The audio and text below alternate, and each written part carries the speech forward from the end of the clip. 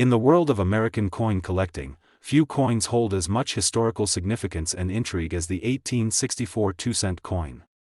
This small copper piece represents a moment of great change, both for the United States and for the nation's currency system. It was the first U.S. coin to proudly display the national motto, "In God We Trust."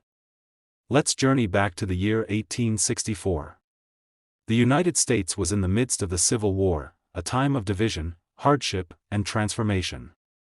The war had created severe shortages of precious metals like silver and gold.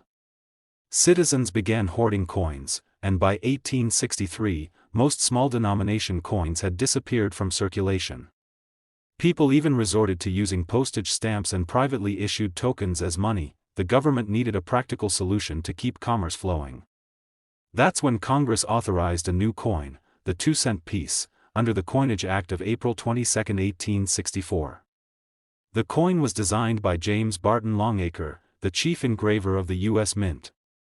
Longacre was already known for his work on other coins, but this design would become one of his most famous creations. On the obverse, or front side, of the coin, we see a bold shield, a powerful symbol of unity and defense during wartime. Above the shield sits a flowing ribbon with the now famous motto, "In God We Trust."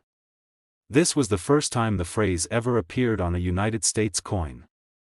The decision to include it came from growing public religious sentiment during the Civil War, as people sought hope and reassurance in faith while the country was divided. Below the shield is the date, 1864, and around the design are simple yet elegant details representing strength and national pride. Turning to the reverse, or backside, we find a beautifully balanced wreath made of wheat, oak, and other agricultural elements, symbolizing prosperity and abundance. In the center sits the denomination, 2 cents, and around the edge are the words, United States of America. The 2-cent piece was made of 95% copper and 5% tin and zinc, giving it a reddish-brown tone that often darkens over time. It measured 23 millimeters in diameter and weighed about 6.22 grams, larger than today's penny but smaller than the nickel. The year 1864 saw the highest mintage of the series, with over 19 million coins produced at the Philadelphia Mint. This made it the most common year for the 2-cent coin, but it still holds great historical and collectible value because it marks the very beginning of the series. Collectors often note that there are two major varieties of the 1864 issue, the small motto and the large motto. The difference lies in the size and spacing of the words, "In God We Trust." The small motto variety was the first version struck and is much rarer, as only a limited number were produced before the mint switched to the larger, clearer lettering later that same year. In terms of value, the 1864 2-cent coin's worth depends on its condition and variety.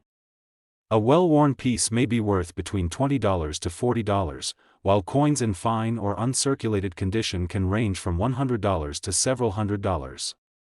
The rare small motto variety can be worth $300 or more even in moderate grades, and high-grade examples certified by grading services can sell for thousands of dollars at auction. The 2-cent coin continued to be minted until 1873, but its popularity gradually declined. As new denominations like the nickel gained acceptance and silver coins returned to circulation, the need for a 2-cent denomination faded. Production dropped sharply after 1865, and by 1873, the denomination was officially discontinued. However, the legacy of this coin lives on. It set an important precedent for American coinage by introducing, "In God We Trust," a phrase that would eventually appear on all U.S. coins and paper currency.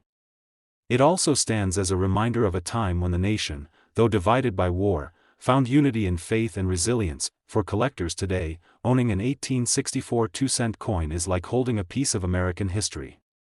Each coin tells a story of innovation, patriotism, and survival during one of the most turbulent periods in the nation's past.